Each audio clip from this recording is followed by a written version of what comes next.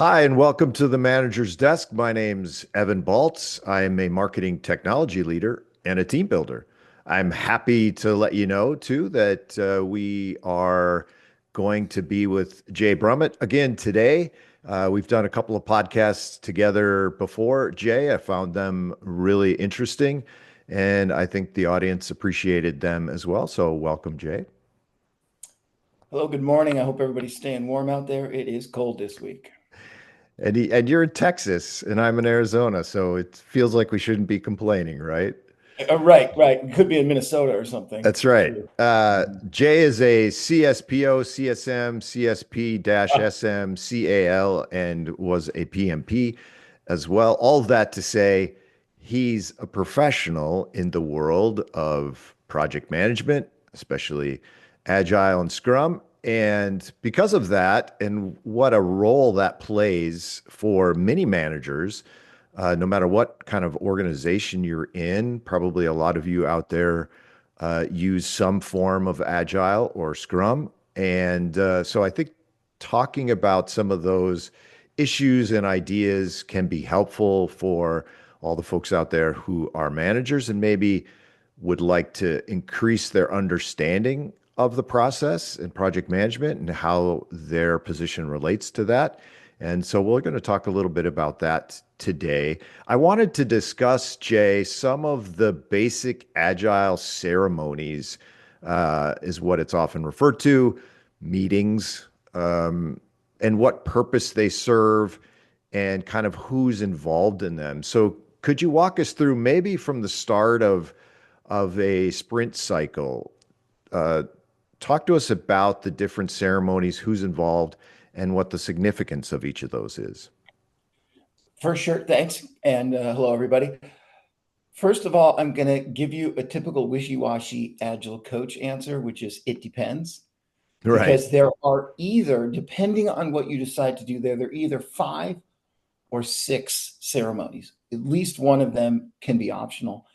And that's also assuming we're using Scrum. Scrum is the most common form of Agile. I'd say maybe 80 or 85%. It depends on who you ask and what year. But most teams use Scrum and they will use at least 5, if not all 6. If there's a team using a different process like Kanban or something else, they may be much lighter and not use as many. So let's cover all 6. And Okay. again, we can start from the beginning, but that's a little tricky too, because when we start the sprint, we do it with what's called sprint planning. And when you think about, if you have a project management background and you think about planning, that's a whole phase of the project. All this, kind of sort of requirements gathering and trying to figure out what Right. it is we're going to do, right? And that's over a pretty long time window. I've seen very long time Yes. windows. Long time windows. Yeah. A 6-month planning phase with a 3-year project. That's more towards the extreme. For But what instance, we're trying to do here, we worked at a retailer together, we did. and there was a very long planning session with Oh Lord, requirements gathering. Very long. yeah, I don't know. no, It was at least 6 to 9 months, I believe. right. Right. And again, we talked about this during the first podcast, but the point that we did together, but the point there is that in the beginning, when we know the least, we try to nail everything down and do all the planning. So the idea here in Agile is not to do no planning, but to do just enough planning. So if we're a Scrum team, we're going to have what's called a sprint. And typically it's 2 weeks. It can be 1 week, 4 weeks, but 2 weeks is the most common. So what we're doing is we're planning just for the next 2 weeks.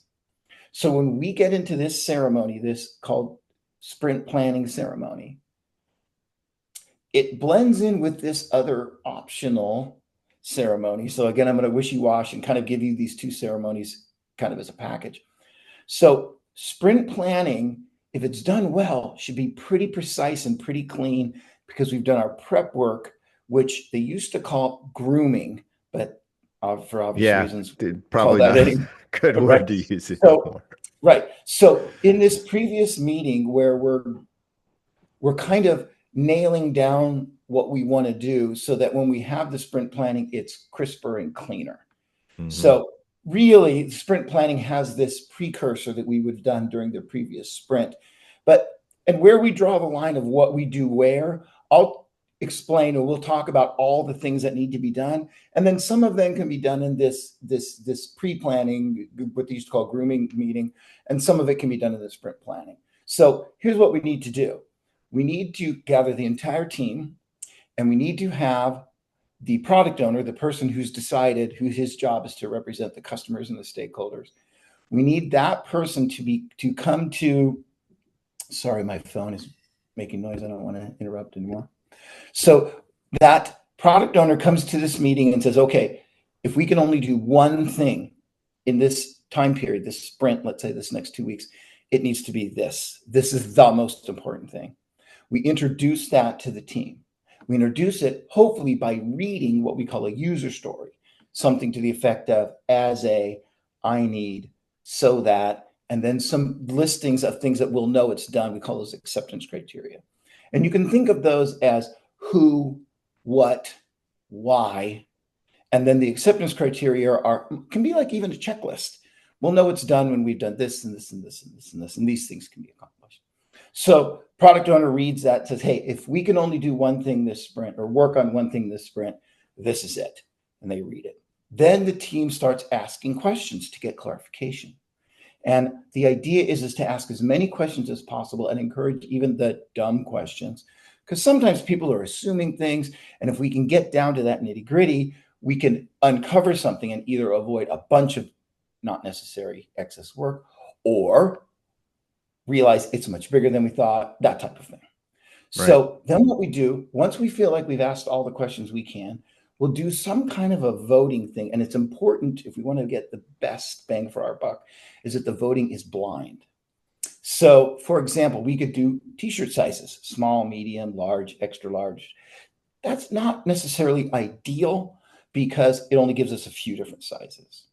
There's another thing that we can do where if you took the number 1 and then 2 and you add 1 and 2, you get 3. And then if you take 2 and 3 and you add that together, you get 5. And you add 3 plus 5 and you add that together, you get 8. So we can use that scale. It's called the Fibonacci scale. What we can do is have the team blindly vote, like 1, 2, 3 vote, right? On a piece of paper or a card. They have cards you can get. And the idea of this 1, 2, 3 blind vote is I might have in my mind what this is, and I'm thinking this is going to be really easy.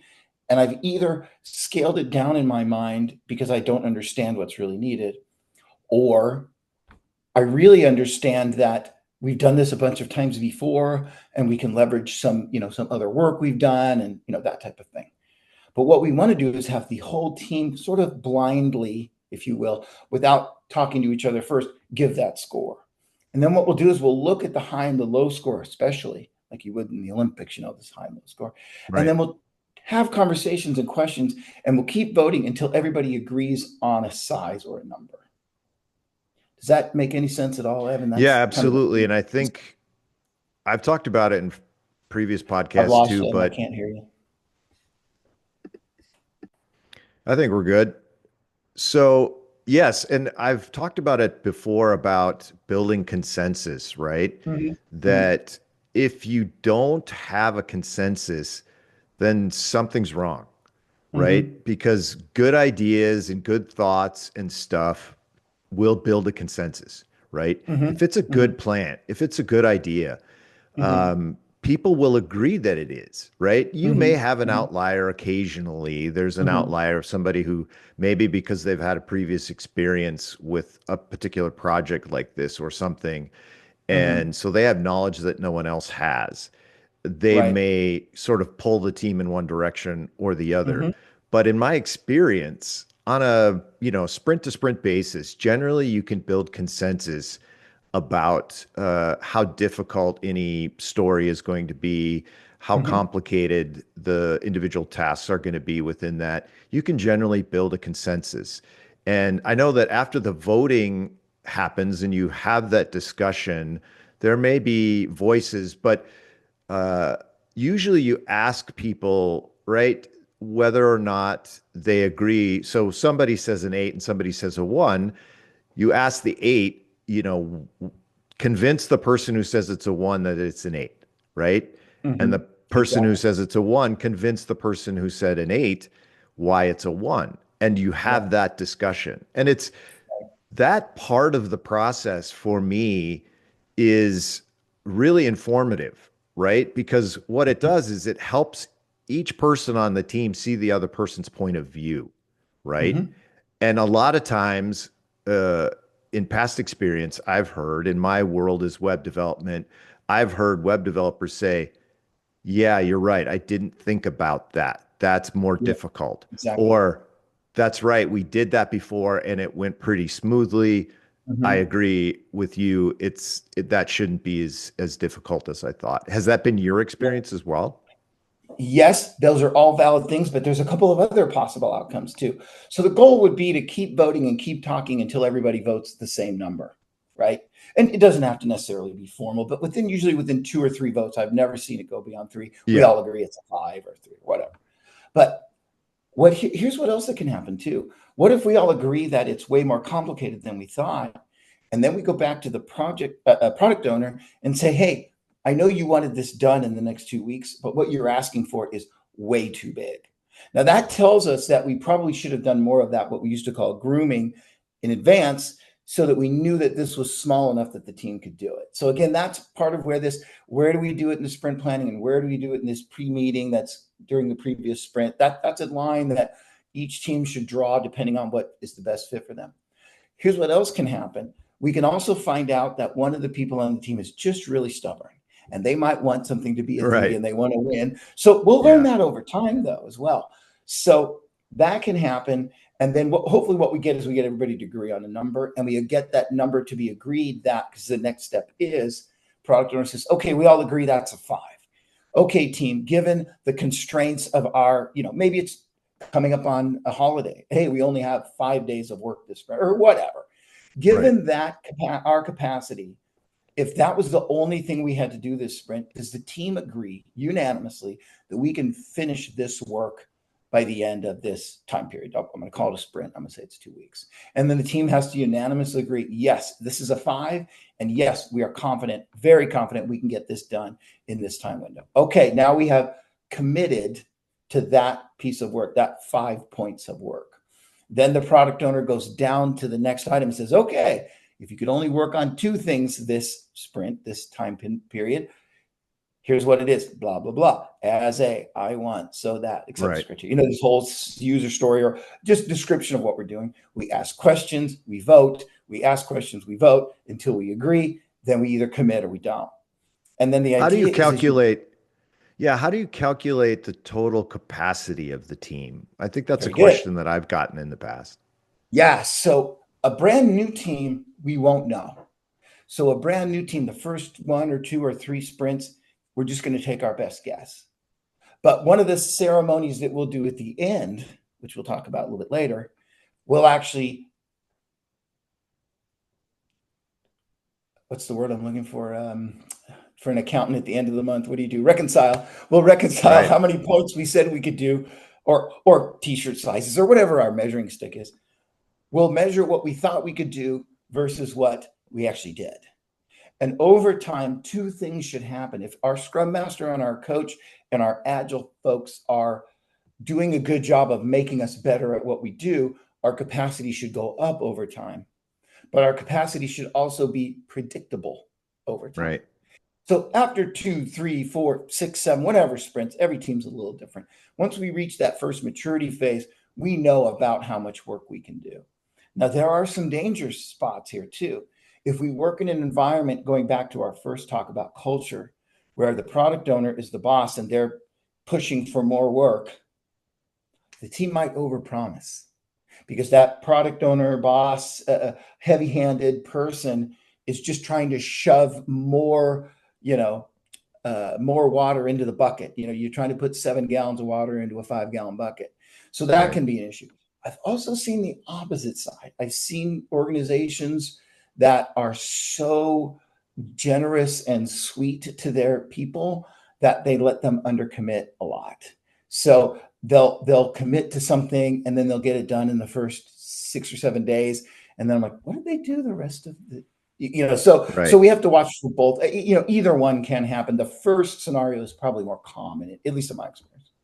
Yeah, I've seen both. You're right. I've seen both of those scenarios. And the way that I've sort of handled the under committing teams is to present a challenge to individual team members or the team as a whole.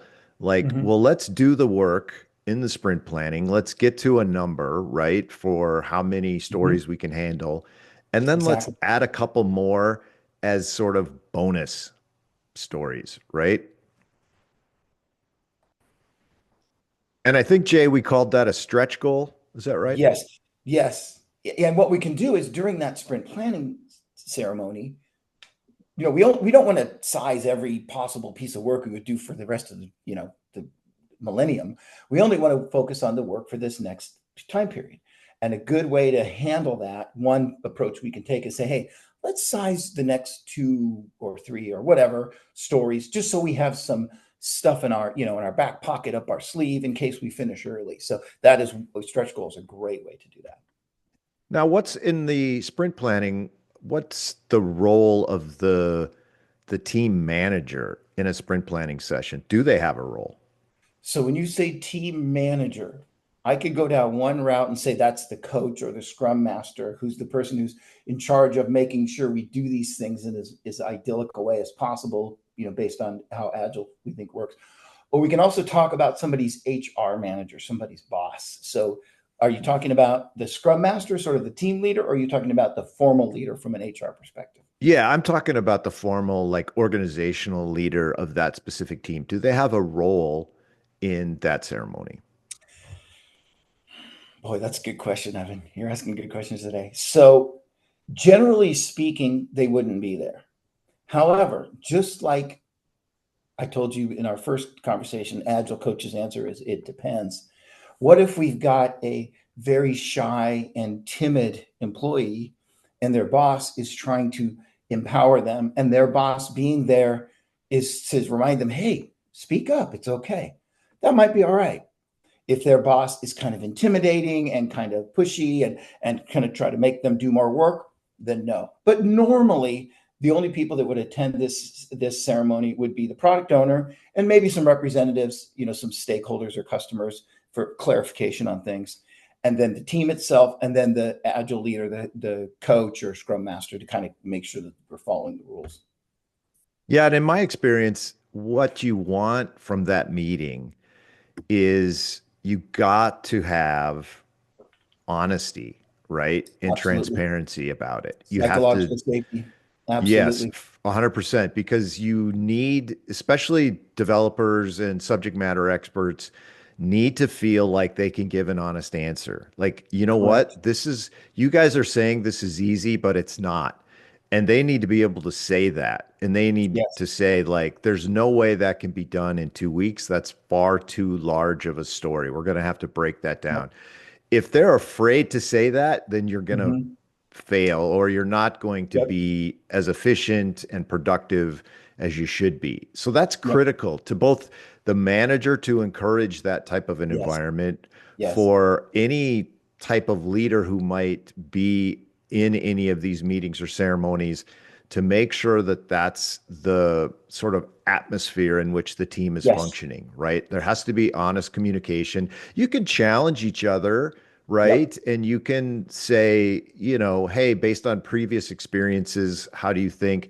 But keeping that open discussion is so critical to success, right? You have to Absolutely. have people. And like you said, early on, you might not know what the capacity is. You might not know whether Mhm. somebody feels like they can be honest or not, trusting the situation. Let's say you've started at a new company and you're introducing Agile. Uh, it's important that you set that precedent right up front, that this is going to be an honest discussion. Yes. And everybody has a sort of an equal voice. We need a flat structure here to Mhm. talk about how difficult it's going to be. How do you decide then, once you've sized all of the stories, how do you decide who does what? So that actually is not only a great question because you're talking about roles, but that also will apply to this disagreement that we'll have. So in the perfect world, in Agile, we talk about X-shaped people. versus I-shaped people versus T-shaped people. So an I-shaped person is the traditional specialist. They can only do one thing. A T-shaped person is really good at one thing, but they also know a little bit about what the other team members do. So one of the arguments or discussions we'll have during the sprint planning is the person who's doing, I don't know, let's use software as an example. The person who's doing the testing is like, that's going to be a gnarly testing thing. And the person who's doing the coding is like, it's an easy piece of code to write, or vice versa. So one of the disagreements we'll have to settle is in that sense, the more T-shaped or X-shaped, meaning the people can do multiple things, the fewer disagreements we'll have there because we understand each other's work. And also the less bottleneck possibility we'll have because we can do each other's work. So that's the ideal way to go. But if that work has, we would build what we call a Kanban board, which is the steps. So I'm going to use software. Right. So it's requirements or, understanding what the story is, which we should have going into the sprint. And then there's development, testing, different levels of testing, maybe the deployment or something like that. So in an I-shaped world, each person's role is pretty well defined because it's a handoff. And every time we hand off, we know that there's, just like running a relay race, handing off a baton. Every time you hand that baton off, it's a chance you might drop the baton. So, or, handle it sloppily or not, get the maximum out of it. So the more T or X-shaped we are, the more cross-functional our team is, the less that's an issue. The more I-shaped we are, the less it's a conversation because everybody kind of knows their very specific roles.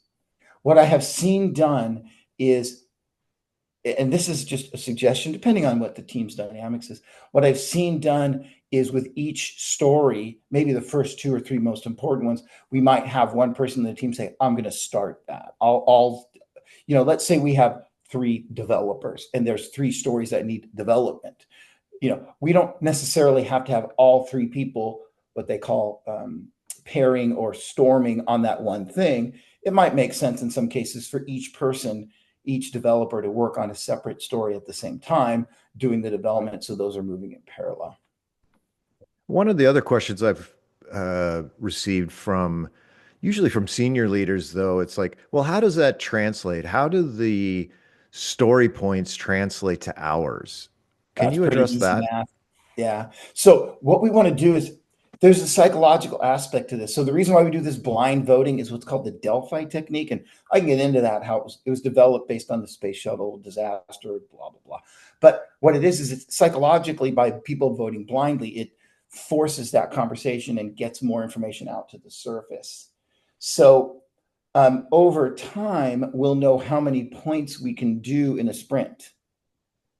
Right. So let's say once we become a mature team at certain, 7, 8, 9, 10, whatever, we seem to be always hitting 200 points a sprint. Okay, 200 points. Okay, how many people do I have on my team? Let's say 10 to make the number easy. That's actually too big of a team, but I don't want to do difficult math. So 20 a piece. Points. Yeah. What's that? 20 story points a piece for a sprint. Yeah. And that's 10 days if it's 2 weeks. So that's 10 working days. So you divide it by 10. So now we know we can do a mathematical calculation of the rough correlation between a point and an hour. The problem is we don't want to necessarily start with hours. I've seen teams start with hours. And the problem with that is that then we get stuck into this hourly window. And now we're trying to figure out exactly how long something's going to take. And again, the Delphi technique talks about how humans are really good at comparing things and not really good at estimating things. And like what I do when I train people is I pull up an iPhone and then I pull up an iPad and then I pull up a Mac. And I ask people, okay, immediately tell me what's the size of the iPhone, what's the size of the iPad, and what's the size of the Mac. And I need an exact number. And they can't. And I say, okay, which one's bigger? The iPhone, the iPad, or the Mac? And that's very simple. Humans are great at comparing. They're not great at giving estimates. So again, Agile's might seem simplistic, like a lot of games and silly numbers and things, but there's a lot of really solid human psychology underneath what might seem like a gamified way of doing work. So yeah, because and what I've seen, Jay, is that what sometimes to kind of ramp up into Agile from a dead stop, right? Like you've been doing waterfall for 10 years at an organization. You use hours because that's how people have been thinking, right? But then you explain to them what you just did, why that that doesn't work because what happens is what I've seen, especially with developers or creative people, they're just pulling a number out of a hat when they say Mm-hmm. hours. I don't know, Mm-hmm. 8 hours, right? Like, Mm-hmm. because, but when you ask them, like, how complicated is it? They'll say, that's not very complicated at all. Then why 8 hours, right? Mm-hmm. It's because I don't know, you asked for a number, right? Mm-hmm. But if you talk about story points and scaling and size and t-shirt size and stuff, like you said, psychologically it makes more sense and they're able to do that much better. It's not very difficult. It's not super complicated. Or wow, there's a lot of moving pieces in that. That's a pretty sophisticated piece of software to write or programming to do. They understand that. That's something that they definitely know. And, you know, they understand this, scaling better than the actual hours. Because what happens is too, right? The productivity within any day changes as well, right? Mm-hmm. But the complexity of it doesn't. Mm-hmm. So, hey, I had to run to the doctor during the day, so I didn't get as much done that becomes too Mm-hmm. granular. Mm-hmm. You know what I mean? Mm-hmm. And sometimes you ask for people if if they have timesheets or something. Well, how much Mm-hmm. time did you spend on it? Right. And that's a false sense of whatever. I'll tell you why. It's because if I say, how many hours did you spend on it? It's like I will ask team members, well, did you went for lunch for an hour? Did you think about the programming that you were doing over your lunch period? And Yeah. they'll usually say, yeah, I kind of did because I got stuck for a while. And so I was kind of, while I was eating my lunch, I was sort of thinking about it. And I'm like, see, That work? that plays right into the Mm-hmm. complexity of it, but not the Mm-hmm. hours, because you would not think that you spent that Mm-hmm. amount of time on it, right? Mm-hmm. And did you think about it at all in the evening or while you were, you know, trying to fall asleep that night or whatever? Right. Did that story come up to your Mm-hmm. mind and you worked Mm-hmm. through some pieces of it? Because Mm-hmm. likely it did. You were in meetings Mm-hmm. much of the day and you didn't have a Mm-hmm. time to process it. Well, that processing time is part of it, right? Correct. And a good web developer, a good programmer, or a good creative person understands that it's a more sort of holistic approach to Mm-hmm. completing that Mm-hmm. because it's in their mind and there's mind work happening. And you might just even need to sit at your desk and think Yeah. about it for a Yep. half an hour, an hour sometimes before you actually Yes. start digging into it, right? And I Yes. think that's contained within the story points.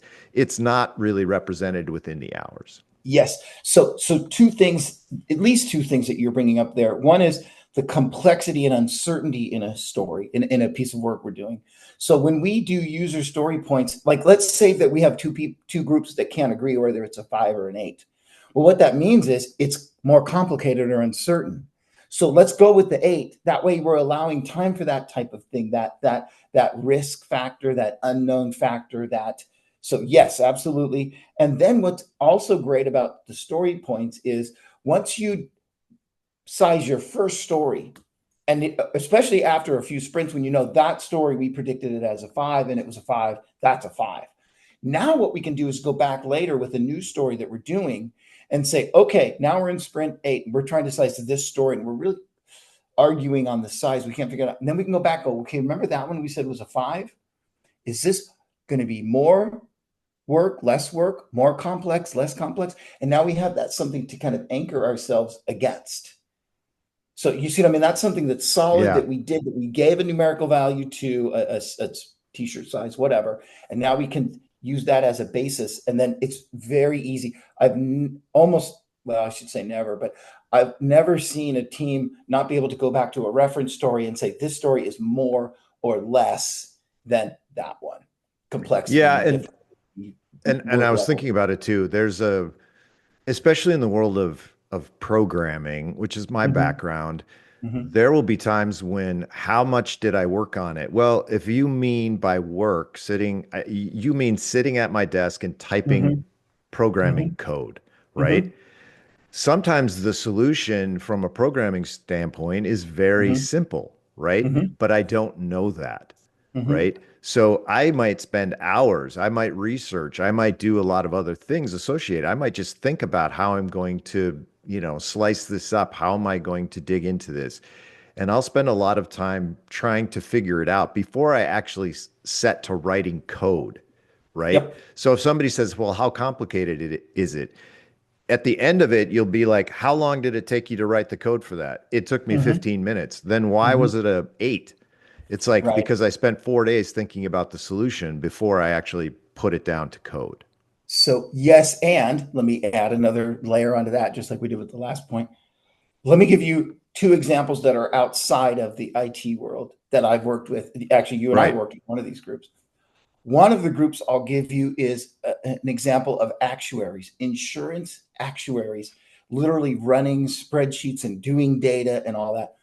The win there is that it's easy for them to measure their time because they're doing very mechanical, specific things that makes it easy. It reduces that amount of ambiguity.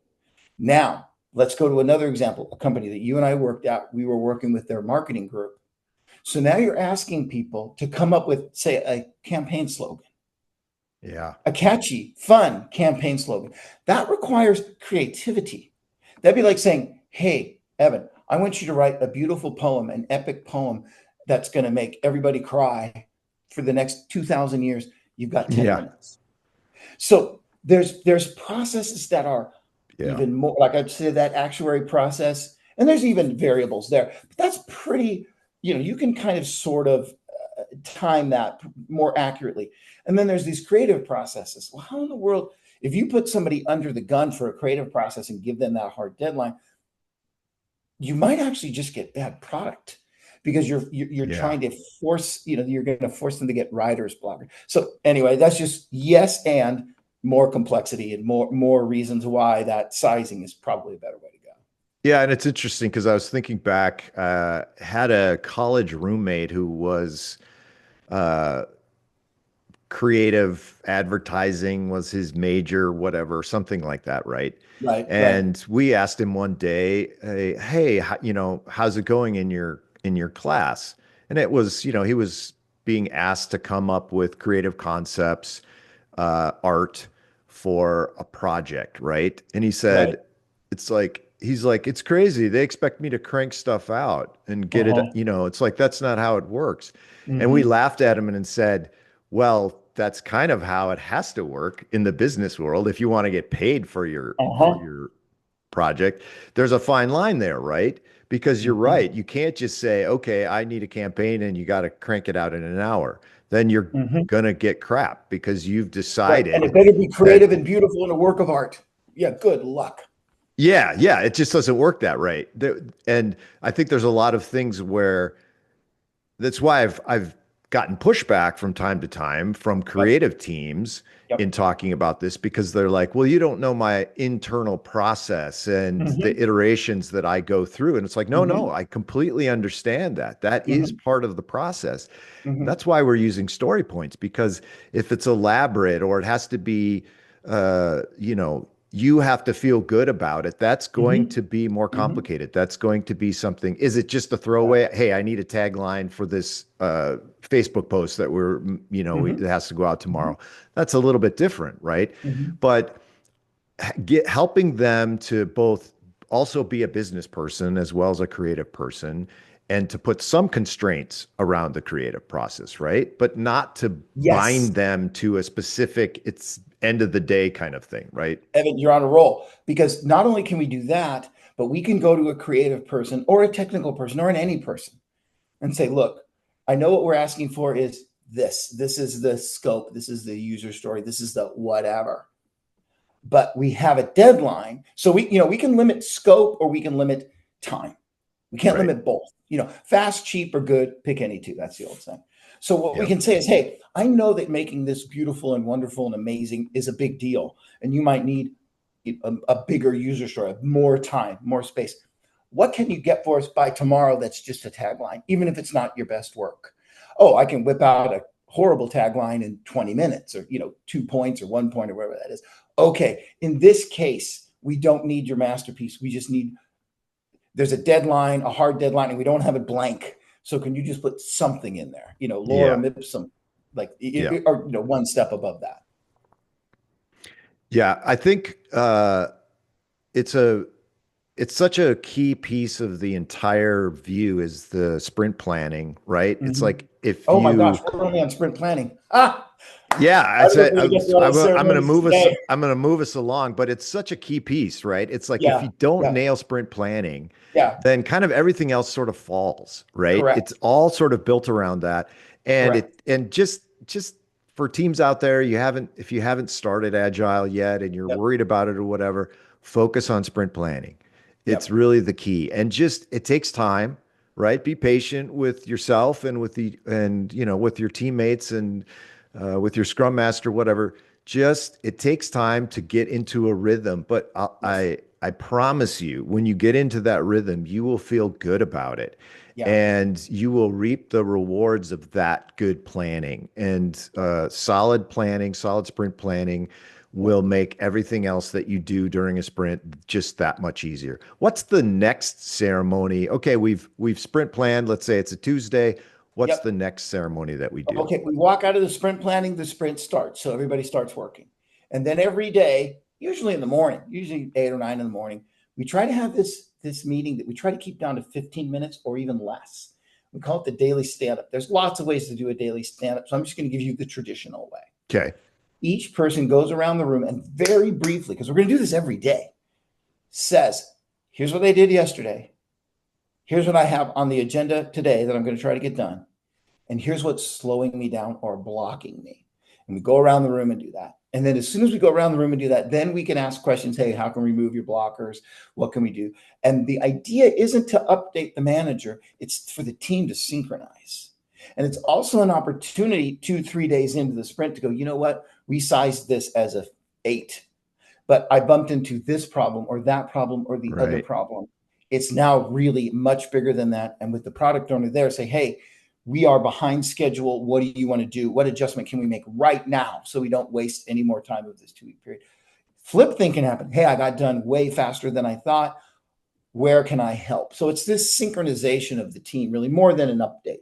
So that's the next thing is the daily stand-up. We go around the room and do that update. And then what I like to do is have everybody just do their yesterday to day blockers.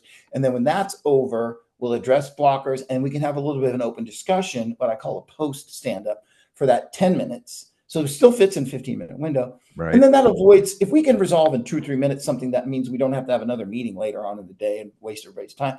Let's resolve it now. Anything too complex for that 15-minute window, that should be a separate meeting with only the people that need to be there. We don't need to have these Mhm. meetings where there's 100 people in the meeting and really only 2 people are getting value or participating or being part of it. So, And it avoids that, hey, it's, the sprint's ending and we have to tell the stakeholder our process.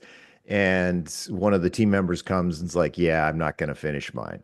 You have right. advanced notice of that and can address Mm-hmm, it. And you can mm-hmm, start to prepare the stakeholder mm-hmm, for what you're going to say at the mm-hmm, end of the sprint, right? mm-hmm, And address that ahead of time. mm-hmm. And if you need to add additional resources, Yep. or in some cases, even, well, let's break that story down a little bit.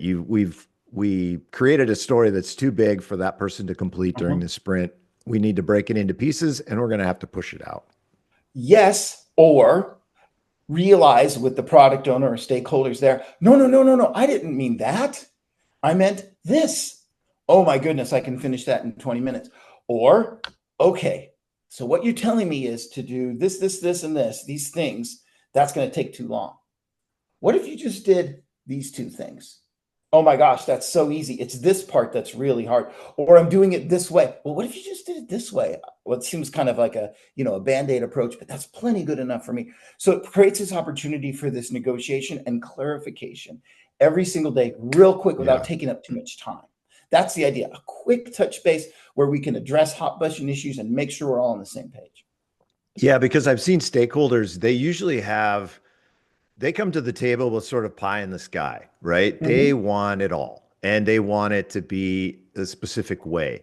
And then you start talking, especially in my world in web development, programming, a programmer will say, that last 5% of what you just asked for, that's going to take 90% of the time. Do you still want to do it? Right? Are you willing to go that extra mile for that last 5%? And most stakeholders say, "Oh, no, I didn't realize that that was that complicated." No, the other solution is far better. Let's just So do that common. and move on, So right? common. Yeah. In waterfall, that probably doesn't happen because you're Nope. just trying to get all of these requirements in and it just keeps pushing it out because it turns Right. out, hey, that's a major rock to move. The stakeholders didn't know that. We haven't talked about that. We have to readjust. That's the whole purpose of Agile, right? Is to keep that Yes. flexibility going. Yes. And not only that, but you're doing it off of something you read in a document versus face to face. One of the 12 Conversation. Agile Yeah. principles is face to face communication. So if you get the person doing the work and now they've played around with it a little bit and you get the person who wants the results and they can talk, then that compromise or that sorting it out or realizing that's not even needed, that can be facilitated much better. So that's the daily stand up. And we could talk about the daily stand up for another 2 hours, but Sure, we that's could. And then we would violate the principle of the daily stand-up, which is a quick conversation, make it right? quick. Right. Okay. Are So you what's ready for the next interesting, ceremony? yeah, I was gonna mention too, especially when working with offshore teams, a daily Yes. stand-up is critical because traditionally offshore teams get a list of requirements Mm-hmm. and it's very rigid, Mm-hmm. Thrown right? over the And you've fence. probably Yes. seen there's Mm-hmm. pictures of like, hey, I wanted a tire swing. Mm-hmm. And so trying to describe a tire swing to somebody, they're interpreting those requirements Mm-hmm. differently. Mm-hmm. And then they bring back, here you go, here's your tire swing. And it's like, that's Mm-hmm. not what I had in mind at all. Especially if And they're now from a you have, different culture and have different yeah, backgrounds. especially from a different culture. And now They you have might to tire start swings might over. be different in another country than they are where we are. Yeah, absolutely. And now you have to start over, right? Yeah. You have to start over. And rather than having the discussion every day, no, you're headed in the wrong direction. Yep. And And Evan, that's you course also brought correction. yeah, right. Sorry to interrupt. You also brought up another good point too. If we've got people in different time zones, that's part of the trick too, is try to find those what they call golden hours. Maybe the American team has their stand up in the afternoon so that the people from wherever, it's a reasonable, we don't expect people to show up at midnight or 3 o'clock in the morning to do their stand up. So that's another tricky thing too, is figuring out how to get around that. Now, if you're East Coast in the Philippines, good luck. It's 12 hours Yeah, apart. it's And then there's ways we can deal with that too. But absolutely, yes, for sure. yeah, and that's something that I try to figure out and get agreement from everyone on the team. The last teams that I've worked with have been spread across the US and in, four different time zones. And so we try to say, let's all agree on what those golden hours are, right? It's 9 a.m. till 2 West Coast time. That's when Right. everybody, all of the meetings, all of the ceremonies, everything's going to happen between those Yes, hours so that absolutely. everybody is, I don't want to start a meeting at 8 and have people in some time zone where they have to get up at 6 for that particular meeting. They're not going to be at their best. And I don't Right. want people staying until 7 o'clock at night. It's dinner, their family, kids, Yeah. all of that. Just being sensitive to that. And the Hmm. beauty of it is there's flexibility there. So you Hmm. can agree to the best times. Okay, the Absolutely. stand up. So what's next? Okay. So we do the daily stand up throughout the sprint. And then there's this thing. It's a little gray and there's some flexibility, but I'm going to combine two things together. I'm going to call it the demo and the sprint review. And the reason why they're not clean is usually that's how you end the sprint is you have the people who've done the work present the work to the product owner and the product owner can invite stakeholders and customers so they can see it, touch and feel it, use it. But we don't have to do the demos and that type of stuff at the end of the sprint. We can do that throughout the sprint too. Depends on what what makes the most sense for us. So those demos and sign off can happen throughout the sprint. But at the worst case, at the end of the sprint, the stakeholders and the product owner and the customers, whoever wants to be there to see what got done this 2 weeks, it's a show and tell time. And the team shows what they did. And then the product owner and the stakeholders and the customers can say, yes, that's exactly what I wanted. No, that's horrible. Go back. Or partially, but we can get that answer. So then what happens is that's where we start to find out how we guessed the number of points versus how we performed. So that product owner has the final decision on whether something is done, partially done, totally wrong, whatever.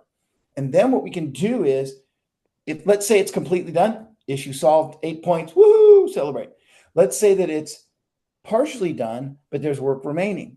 Okay, so we'll take credit for the work that's done. Then what we need to do going to the next sprint, assuming that remaining piece of work still sits in the top priority list, that now becomes sort of a backlog item. The remaining work for blah, blah, blah is now a new backlog item that we need to size and we need to prioritize and put that into the next sprint. Or, like we talked about before, oh, that final piece, it's not that important. Let's put it back in the backlog, but we'll put it further down because this is good enough for now.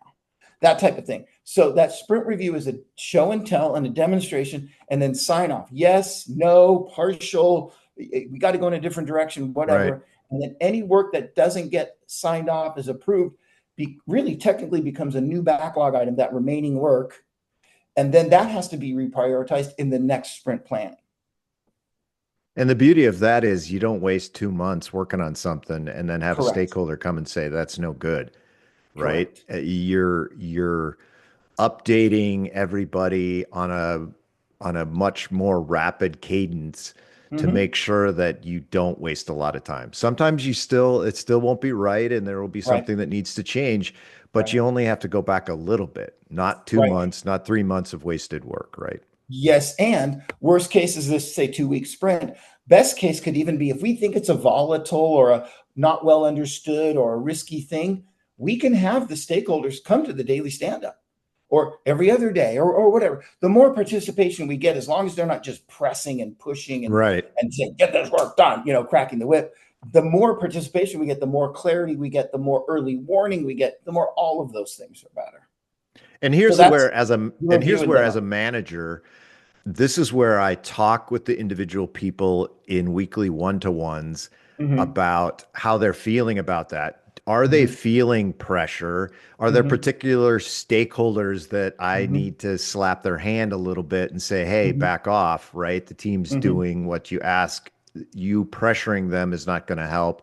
Also, one of my things as a manager is protecting the team from sort of side requests and stakeholders sort of coming in sideways. Hey, can I get a peek at the copy that you're writing? And working directly with someone sort of outside the process. As a manager, that's where I can step in. I don't want that individual person to have to say, go away, stop bothering me.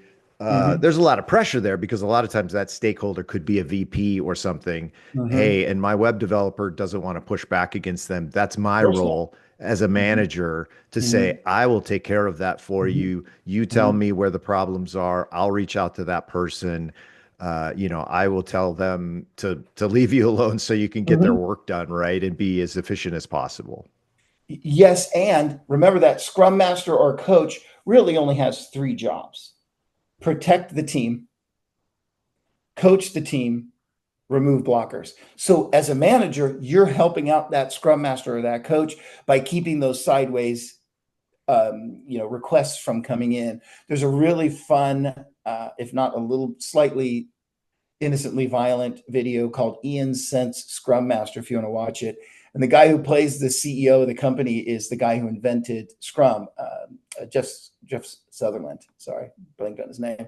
But that's basically what this guy does. This Scrum Master is this big guy in a rugby jersey, and he goes around and tackles people who are trying to give side work to people who already have committed work they need to get done. So it's a kind of a parody and a fun thing. But yeah, I would challenge all the managers out there, take that role really seriously, right? You are there to make sure that the rest of the organization follows the process to the benefit of your people.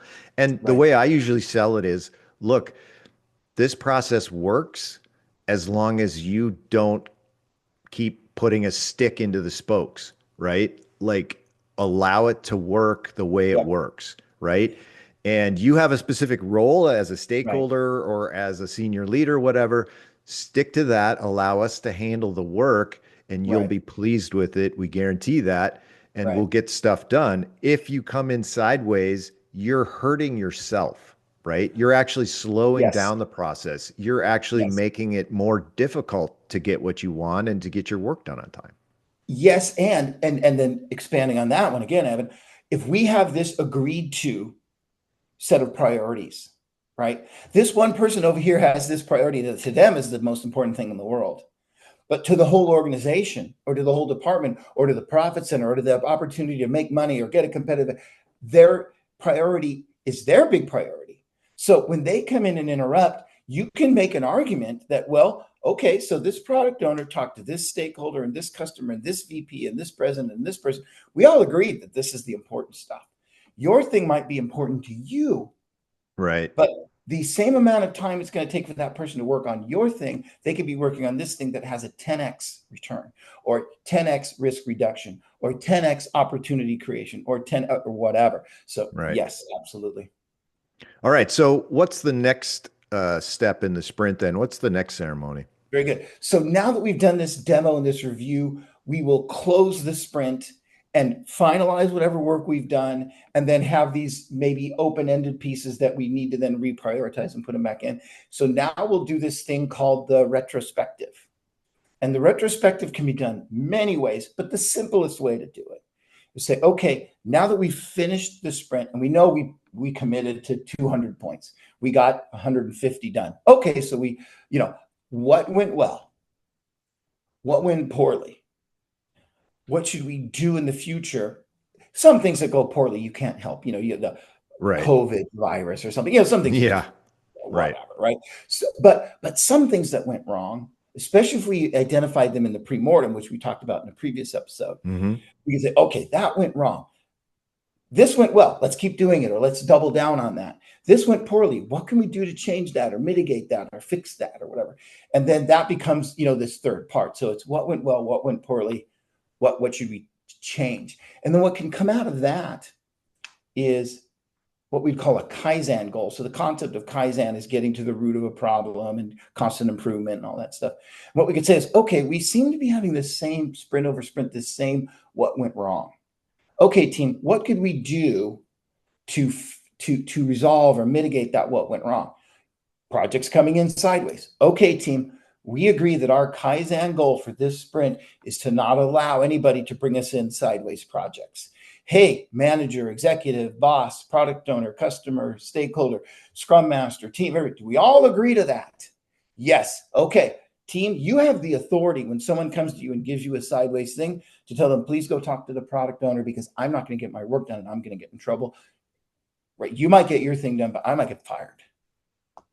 Or whatever that answer is. Right. So that Kaizen goal can be that's an optional thing, but what went well, what went poorly, what should we do differently to help make this team better? That's the traditional retrospective. But the idea is, and sometimes we don't even invite the product owner if we have a pushy, mean kind of boss product owner. It's the time for the team to have the most psychological safety. And it is considered for new teams. Interesting.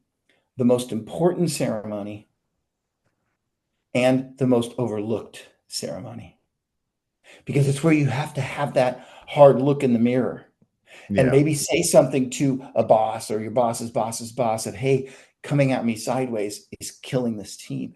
It's the time when if you're not getting value out of your retrospectives, or if you're getting the same problem sprint after sprint or sprint that's not getting resolved, from a coach's perspective or from a scrum master's perspective, and you'll have a sense because you work in this environment every day, that's probably because there's a lot of pressure coming down and not a lot of psychological safety, and we're just brushing problems under the rug. So retrospective. And yes, in retrospectives, I think some really great things come out of them. And again, I think as a manager too, I want to review the retrospective notes, because my takeaways might be just like what you said. I need to go talk to some senior leaders and say, look, we could have completed this stuff, but two of you guys brought stuff in last second because you thought it was an emergency or whatever, and you derailed the whole process. And to help them understand that, like, what that does to the team and how it impacts them, not just the work getting done, but just psychologically what it's like. I think there's not a great understanding, and I just talked about it in a previous podcast about within an organization, and it varies, of course, and personalities and whatnot, but people who are the doers, who are the people doing the work, Hmm. they often feel intimidated by people more than one level above them, Correct. right? And they might not even admit that from time to They might time, not even be aware of it, Evan. and they might not be aware of it, but it has a Yeah. chilling effect on their Hmm. ability to Absolutely. share openly about the issues that they're experiencing so that we can address those and move forward. And sometimes there's leaders who kind of, without knowing it, maybe in some cases, but sort of take over this kind of a dictatorial approach to how they Hmm. manage their teams Hmm. and their employees. And they're undermining their own success Hmm. and very tactically explaining that to senior leaders as a Hmm. manager to say, look, this process works and will help our employees be as efficient and productive as possible. Hmm. But that's going to require you to have some restraint, right? Hmm. In terms of how you have to buy into the process as well and have to abide by it. Like, Right. here's the rules, and we need to all play by them. Right. We don't want to have a situation where one or two people within an organization think that whenever they need something, they can sweep the rules aside, right? Because then it collapses for everyone. And I think that's one of the biggest things that I've seen which can derail it. And here's what happens in that situation, Jay. They'll bring work in sideways or create emergencies mid sprint or whatnot. Stuff won't get done because of that, because of their own actions. And then those leaders will say, Agile doesn't work because Yep. nothing's getting done, Yep. right? Well, the reason nothing was getting done was because you weren't following the rules. Yep. You wanted to just tell people to jump whenever you felt like it and didn't want to Yep. play by the rules. And Yep. so you were your success's worst enemy was Yep. you, right? Yep. And Yep. that's a tough one, both from a It's a hard political message to deliver standpoint. to a It's a VP very or and a president it's a or a scary CEO. message Yeah. Heck yeah. for anyone to have to Yeah. deliver. And depending on the health of your organization, some people may be open to it, others may not. Yeah. Are there any other ceremonies that we should talk about?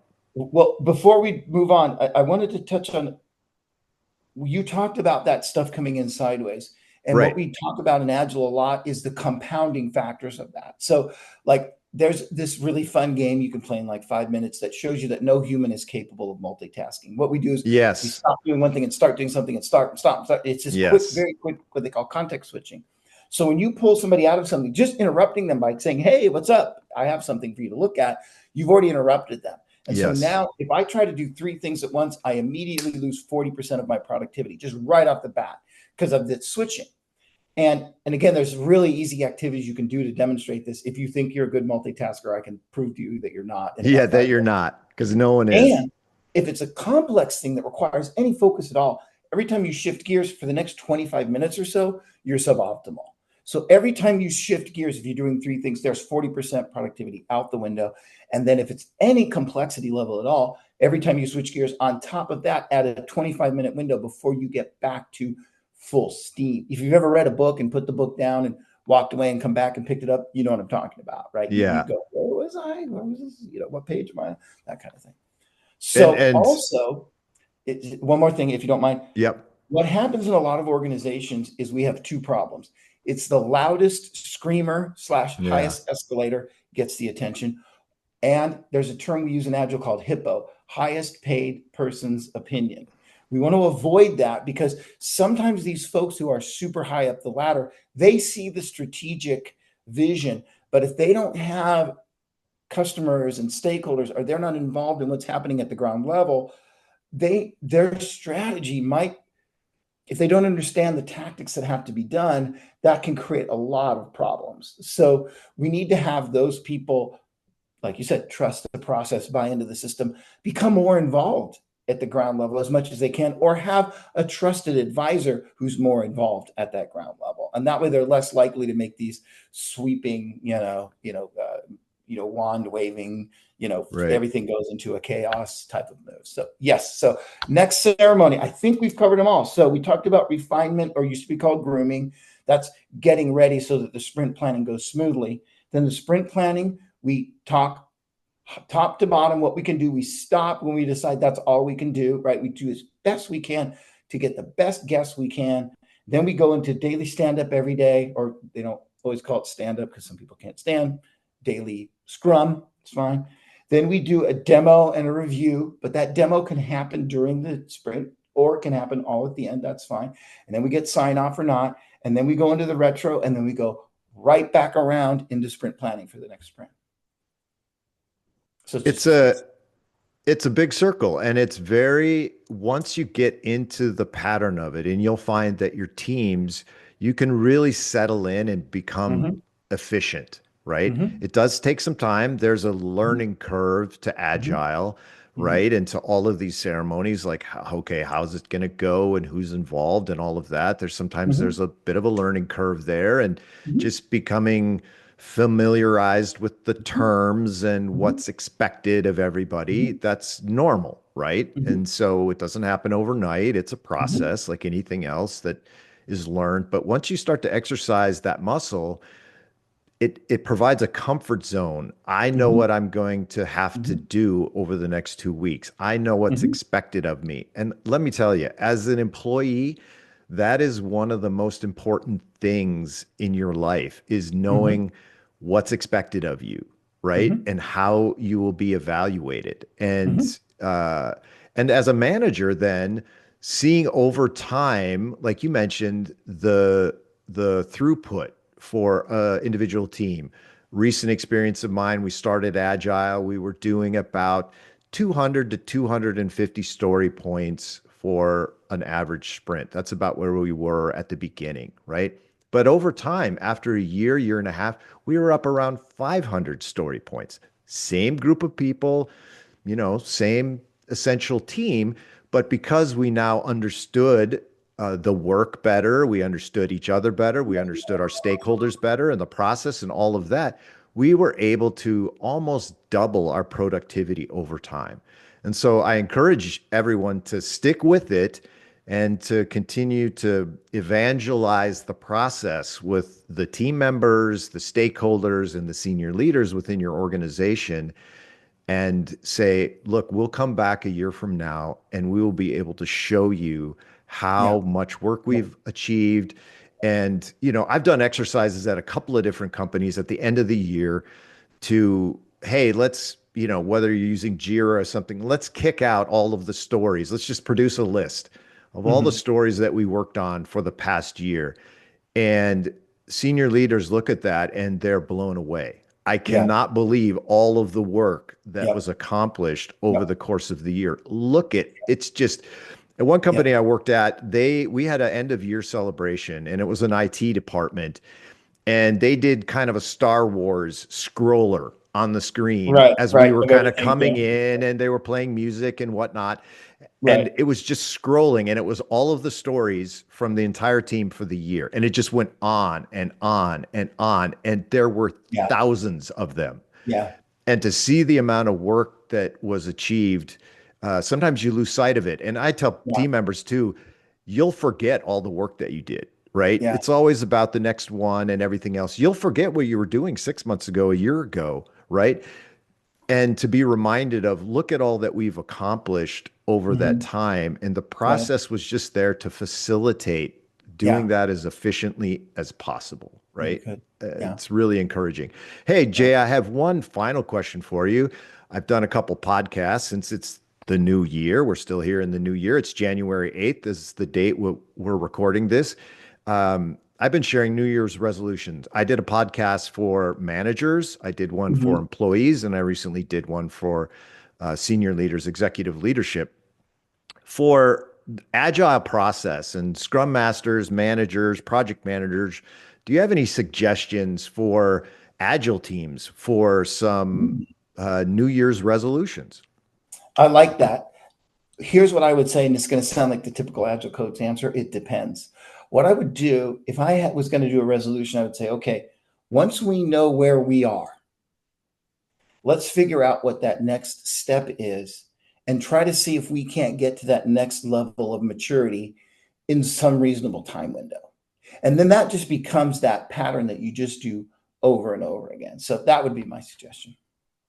Because one of the things I was thinking about too, and looking at this, is to set for yourself kind of a stretch goal for the whole team for the year, Mm-hmm. right? Mm-hmm. Okay, we're doing 250 story points Mm-hmm. per sprint, right?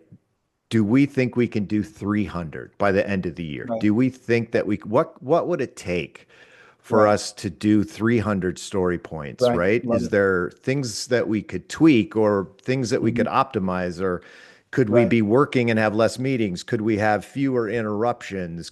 Right. What could we do? And to have the team kind of brainstorm Mm-hmm. about what they think it would take to Mm-hmm. get to that, like you mentioned, to get to that next level. What would it Mm-hmm. take to get to 350? Love it. And when you turn it into something like a positive, right? That there is excitement about that. It's not Right. about, oh gosh, that just sounds like more work. No, it's about Yeah. doing, yes, it's about doing more work, but doing it more efficiently. And there's something very valuable in that as Right. an employee, Right. a sense of pride, right? Hey, I used to be able to do 40 story points myself per sprint, and Mm-hmm. now I'm doing 60, or now I'm doing Right. 80.